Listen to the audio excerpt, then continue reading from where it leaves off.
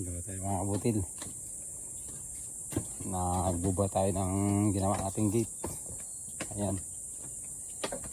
Medyo dito sa farm kasi kailangan may gate tayo para wala basta-basta makapasok. Kasi yung mga nakaraang tao dito pinababayaan niyang sira yung gate.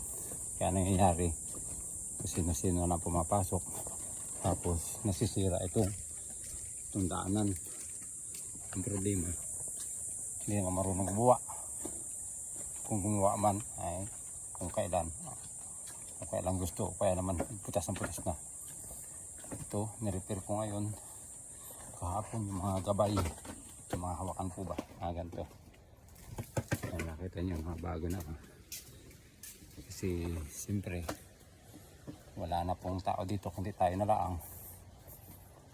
Kumbaga umalis na yung isa, pinalis na dahil hindi nga po siya maasahan dito sa farm, kaya pinalis na po. O kusang umalis, hindi pala pinalis, kusang umalis. Yun, sorry.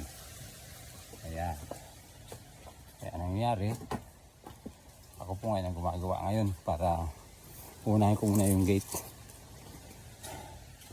para po masigurado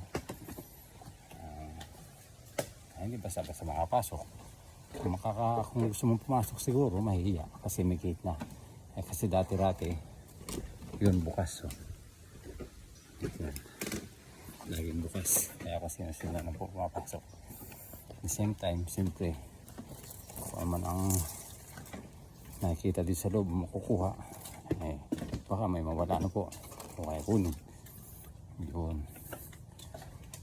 Kaya medyo ang kabuti nyo nakakapagod din, pero ayos lang, kasama yan sa laban. Yan po itsura nya, no? Yan, dito po lalagay yan kasi ito po wala na. Yan, wala na, walang bagyo, pero dinaan ng bagyo, dumaan si number 2, lumampas na si 1. Yan, kailangan tibayan ito. Wala na, sira na. Yan, tapos siguro alagay na rin siguro doon para hindi na siguro masyado makadaan na po.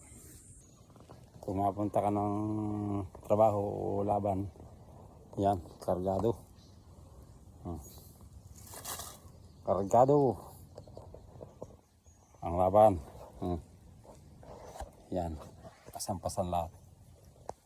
Medyo okay na mga kabutil, pang samantala. Ayan, pang samantala. Ayan, gusto sana di-remote hindi kaya, wala palang di-remote na kawayan. Yung pala mano-mano bukas. Ayan, pang samantala, may bakod, may gate na konti. Ayan, dito kasi madaanan din ang hayop, makadaan din. Kaya pansamantala lang po yan. Butil. Yun. Yan. Okay mga butil. Kahit tuluan din ang pawis. Yan.